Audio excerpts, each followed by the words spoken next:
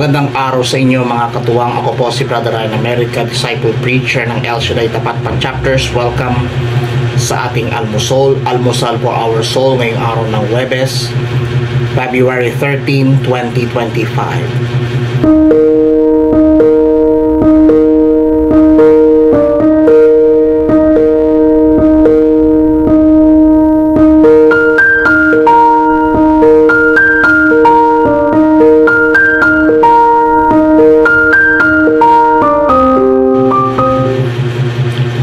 Ang mabuting balita ay Mark 7:24 to 30.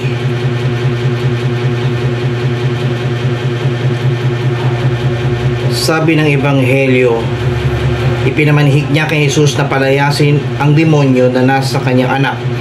Ngunit sinabi ni Jesus, kailangan busugin muna ang mga anak.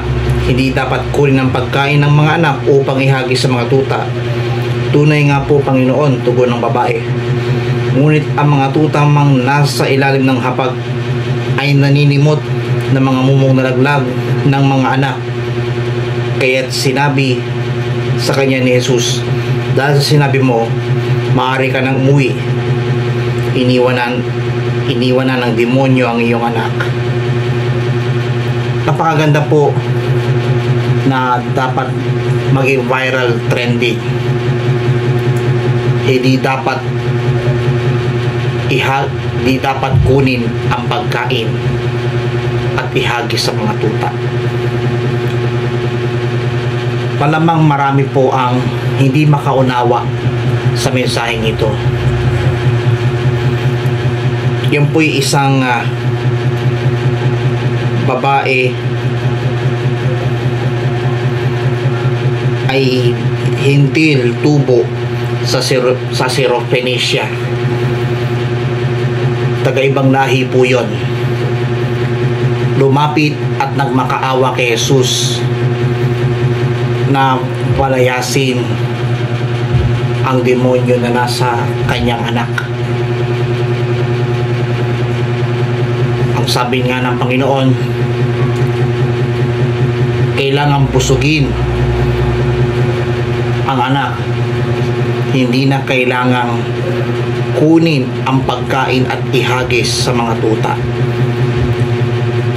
Napakaganda po na dahil sa pananampalatayang matindi at hinaing ng isang babaeng hintil tubo mula sa Syrophoenicia, nagkaroon ng chances na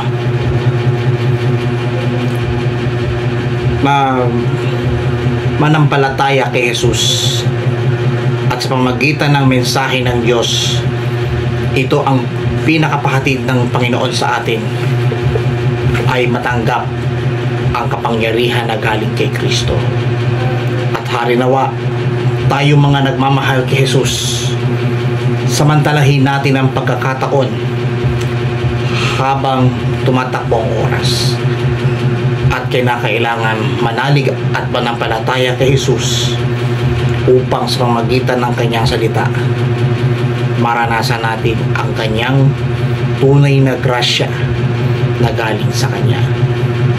Kung nagustuhan niyo po ang video at pagpala, pass to everybody. Punuin ang mabuting balita sa social media. Gawin po nating viral, trending, fresh at hot topic Lunes hanggang Linggo ang mabuting balita dito sa almusal for our soul. Magandang araw po sa inyo lahat.